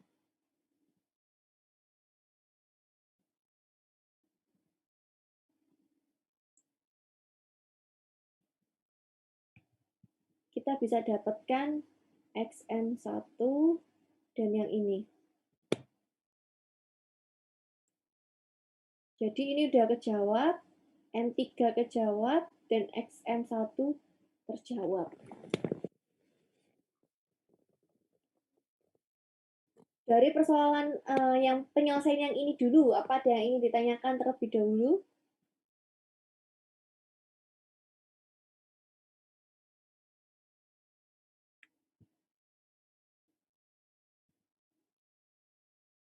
Kalau nggak ada, kita lanjutkan ya, kita lanjutkan. Tadi setelah ini ya, tadi ya penyelesaiannya udah. Terus setelah dapat neraca massa di situ, kemudian kita ingin mencari yang berikutnya adalah yang per ekstraktor. Jadi per ekstraktor 1 dan per ekstraktor 2.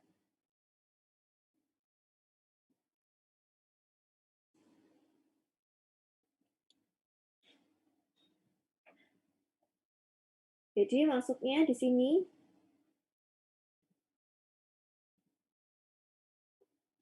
adalah ini di sini tadi ya. Di sini tadi ini tuh ada yang namanya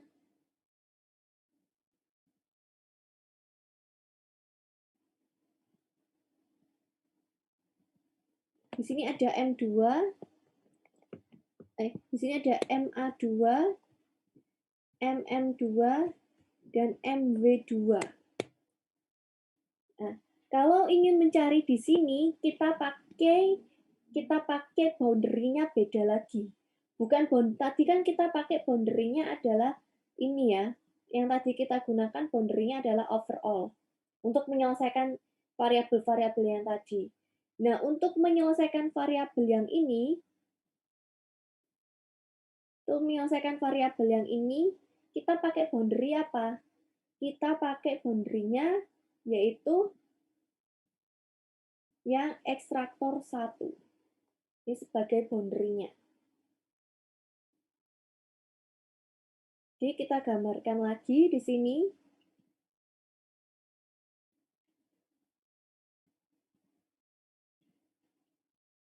Ini ekstraktor satunya.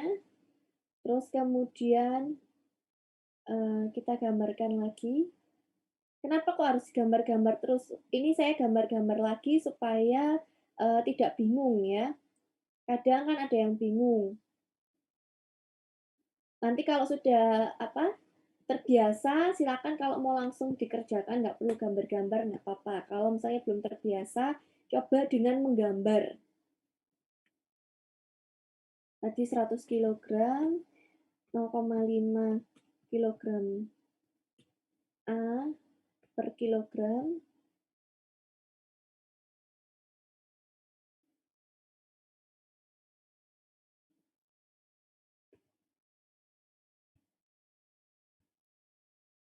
Ada 0,5 kg W per kilogram. Terus di sini juga diketahui 100 kg M. Sini kita dapat M1-nya tadi. Ya, ini kita langsung masukkan aja ya. M1-nya 145 kg. Terus XA1-nya adalah 0,275 kg A per kilogram. Terus kemudian 0,675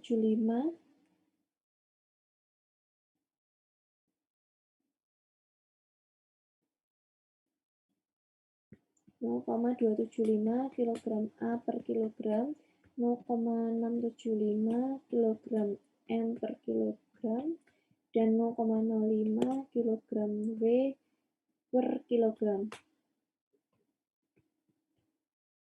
Nah, di sini yang tidak diketahui adalah MA2, MM2, dan MW2.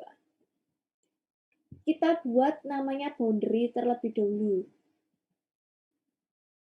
Boundary yang saya buat adalah di ekstraktor 1 ini. Ini boundary-nya. Nah, DOF-nya pertama ya, ingat DOF. DOF unknown-nya, unknown variabelnya ada 3, yaitu ya MA2, MM2, dan MW2. Terus kemudian independent equation-nya atau TTSL-nya itu ada 3 juga, yaitu ada A, ada M, dan ada W. Sehingga kita bisa dapat DOF-nya adalah 0. Terus kemudian baru di sini kita bisa mengerjakannya.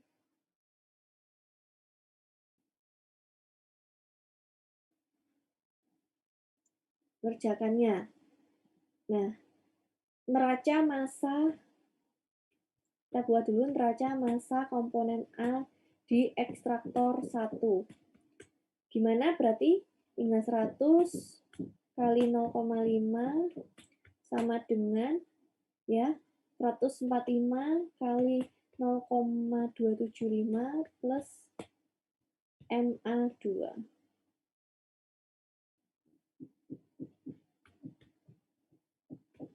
Dapat MA2-nya berapa? Terus ada neraca massa. Misalnya M di ekstraktor 1. M-nya ada 100 sama dengan 145 kemudian dikali 0,675 plus MM2. Jadi kita dapat MM2-nya berapa? Ini satuannya kilogram A, kilogram M. Terus kemudian kita bisa cari lagi neraca massa W di ekstraktor 1. Terus kali 0,5 sama dengan 145 kali 0,05 plus MW2. Sehingga kita bisa dapat MW2-nya sama dengan kilogram. Ini untuk yang di ekstraktor 1. Terus kemudian untuk yang didistilasi bagaimana? Untuk yang didistilasi, pertama sebelum ke distilasi ke mixing point dulu ya. Sebelum ke distilasi kita masuk ke mixing point di sini. Dari data-data yang sudah diketahui tadi ya, kita buat mixing point-nya di sini sama kayak tadi, in sama dengan out. Sehingga nanti kita bisa dapat MA4, MM4, dan MW4. Setelah dapat itu, baru kita masuk ke kolom distilasi. Dari kolom distilasi, ya, dari kolom distilasi ini,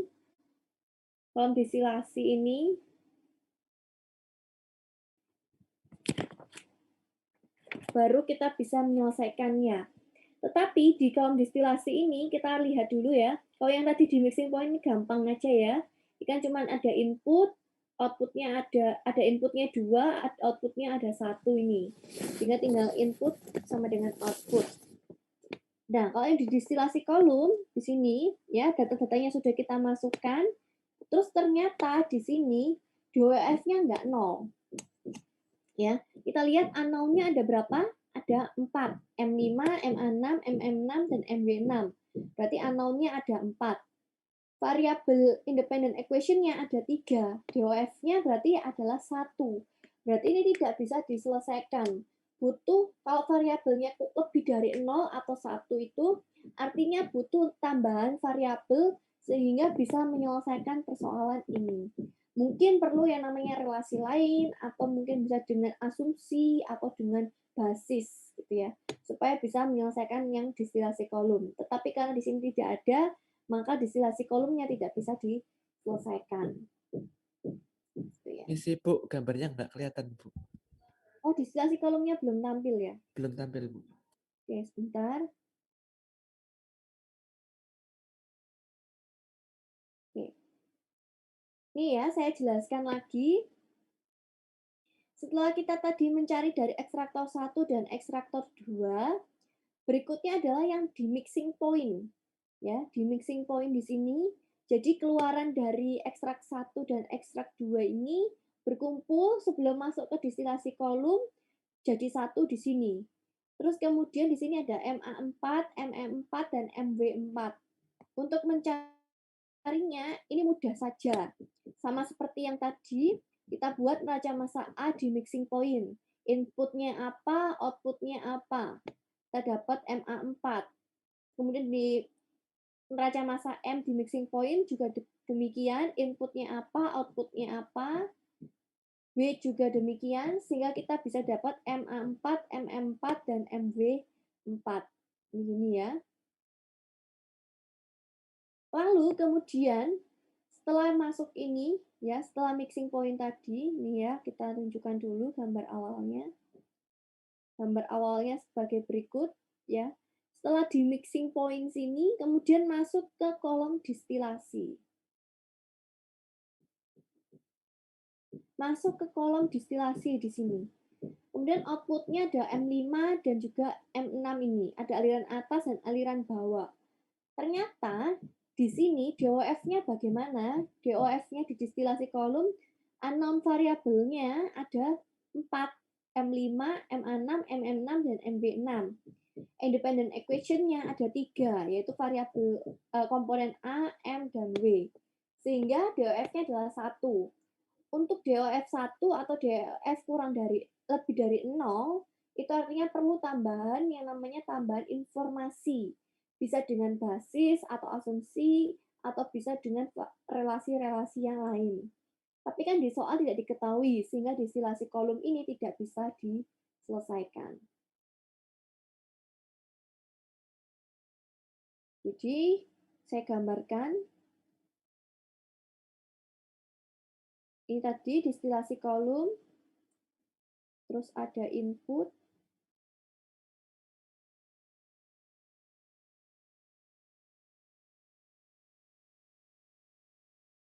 terus ada outputnya.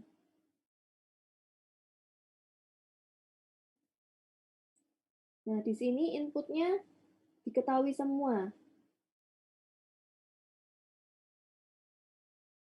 47 kilogram A, komanya tidak saya tulis ya. Terus kemudian 174 kilogram M dan 9 kilogram W. Misalnya demikian ya. Ini misalnya ya, komanya tidak saya tulis. Ini ada M5, terus 0,97, 0,02, dan 0,01.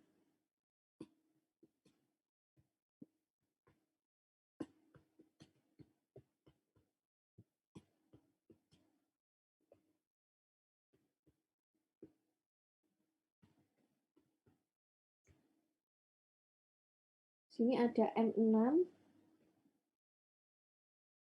itu ada MA6, MM6, dan MW6. Nah, terus kemudian kita buat DOF. Ini DOF. Unknown-nya ada 4, yaitu M5, MA6, MM6, dan MW6.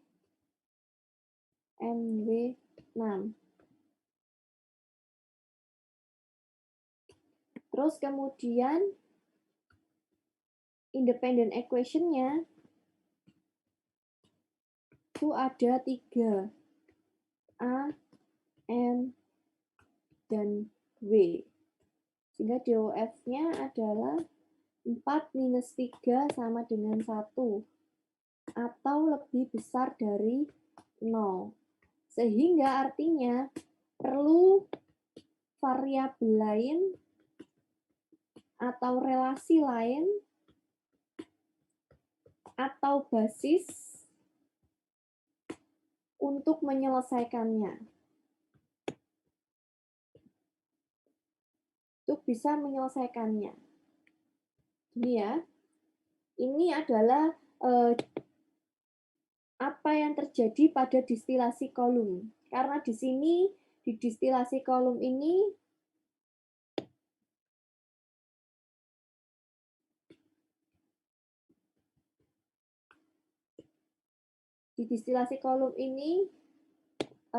ada variabel-variabel yang mana DOF-nya nggak 0, berarti nggak bisa diselesaikan. Jadi tidak selalu persoalan itu selalu bisa diselesaikan. Kita perlu perhatikan dulu. Nah, kalau gini misalnya kita tambahkan ya, misalnya relasi lainnya adalah MW6, ini adalah 5% dari MM6. Mungkin seperti ini. Nah, kalau misalnya seperti ini berarti kan masih bisa diselesaikan, itu artinya. Karena ada variabel yang lain ini.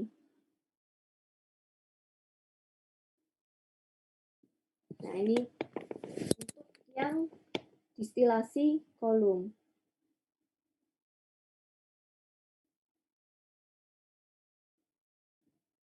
Untuk example ini, apa ada yang ingin ditanyakan terlebih dahulu? Untuk example 442. Untuk ekstraktor dan distilasi kolom.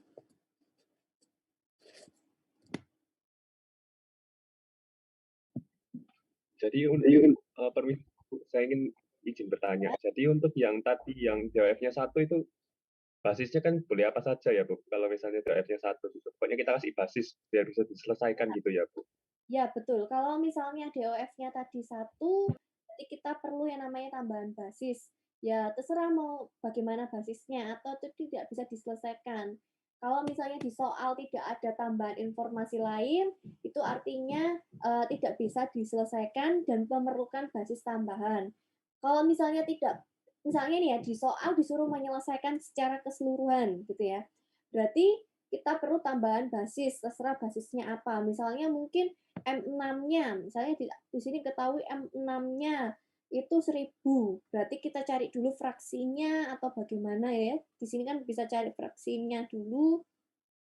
Saya diketahui 1000, berarti kita bisa cari M5-nya, terus kita bisa cari per komponennya atau per fraksinya. Tetapi kalau misalnya di soal cuman ditanyakan apakah variabel yang variabel yang tidak diketahui ini bisa diselesaikan atau tidak, dan jelaskan. Nah, misalnya seperti itu. Berarti kita bisa menjelaskan bahwa di sini DOF-nya itu adalah 1, sehingga dia underspecify atau tidak bisa diselesaikan dan memerlukan basis tambahan atau informasi tambahan untuk menyelesaikan persoalan tersebut. Misalnya seperti itu. Jadi tergantung nanti kalau dapat soal bagaimana yang ditanyakan. Jadi saya bilang, kalau dari soal, kadang di soal itu sudah ada flow diagramnya, kadang ada yang belum. Nah, di langkah awal, pokoknya flow diagram itu harus ada. Entah di soal sudah diketahui apa belum, kita harus adakan si flow diagram. Setelah itu, kita tulis dulu variabel yang diketahui apa, variabel yang tidak diketahui apa. Terus kita buat boundary system, terus baru kita buat DOF, terus baru kita buat kesimpulan dari DOF itu. Misalnya DOF-nya 0. Kalau DOF-nya 0, berarti misalnya di sini tadi ya, DOF-nya di sini 0. Kalau DOF-nya 0, variabel apa yang bisa kita dapatkan dari DOF 0? Misalnya M1 dan XM1 itu bisa kita peroleh. Terus kemudian baru berangkat ke distilasi kolom. Kalau DOF-nya 0 misalnya 0, ternyata 0, berarti variabel apa yang bisa kita dapatkan. Kalau misalnya DOF-nya tidak 0 atau 1 atau minus 1 atau berapapun nilainya, kita buat kesimpulannya apa gitu. Nah, dari situ kita baru mengetahui langkah kerja kita bagaimana. Seperti itu. Baik, Apakah sudah jelas? baik. Terima kasih, Bu. Iya. Ada lagi mungkin yang ingin ditanyakan?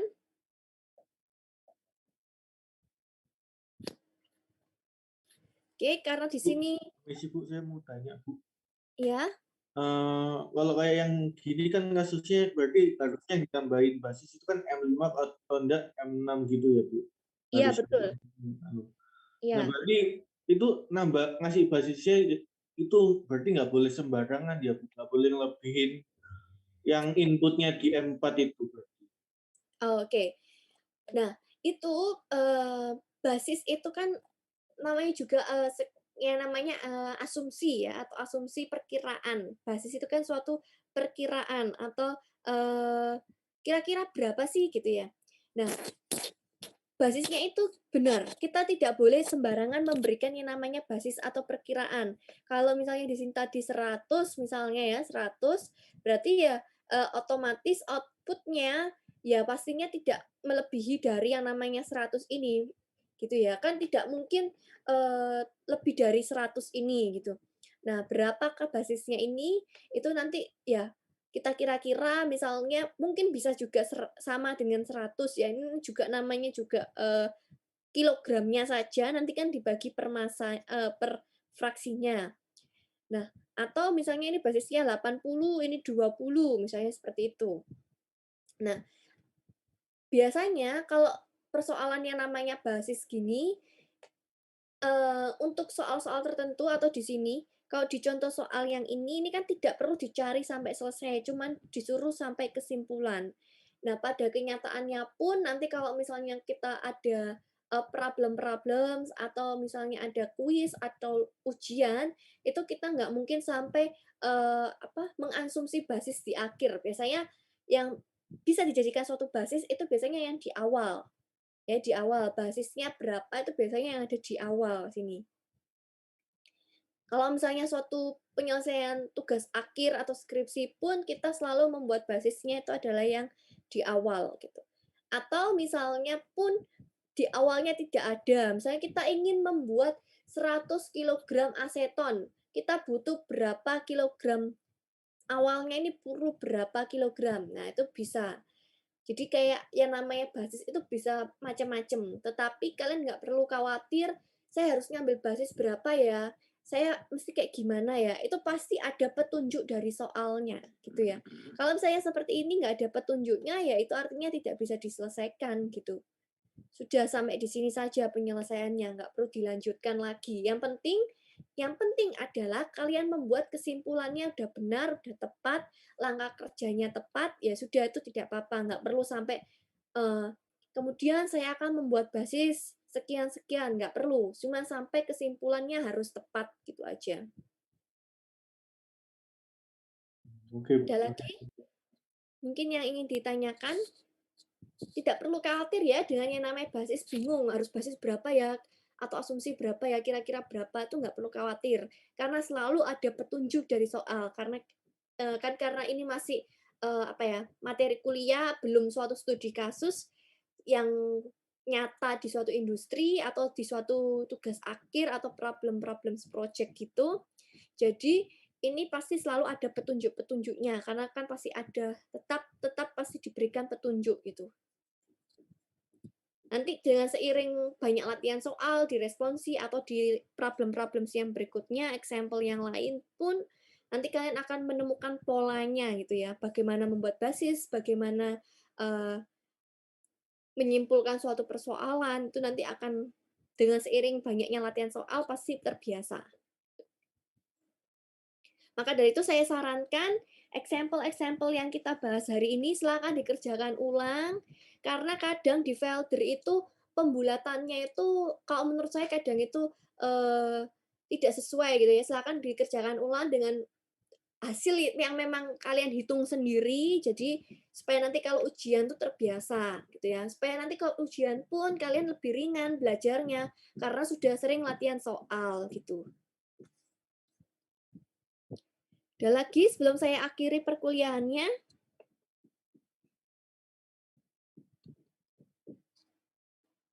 Tidak ada ya. Nanti saya akan upload materi hari ini ya. Terus kemudian kita akan bertemu lagi di minggu depan. Jika memang materi hari ini ada yang ingin ditanyakan atau mungkin ada yang kurang jelas, silakan nanti bisa didiskusikan dengan asisten atau mungkin bisa tanya langsung ke saya. Yuk, Sebelum santai, saya akhiri, santai aja. silakan ini ya, nyalakan videonya, saya absen terlebih dahulu. Buat baru aja. Kalau udah mepet, buat baru aja.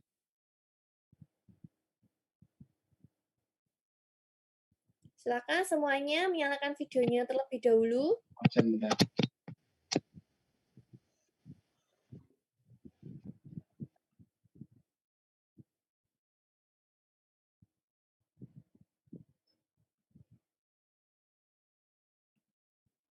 Sudah? Oke. Saya screenshot dulu di halaman yang pertama.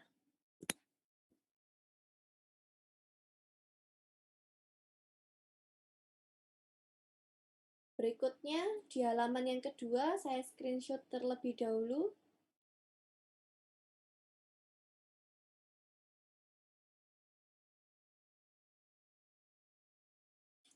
Terakhir, di halaman yang ketiga.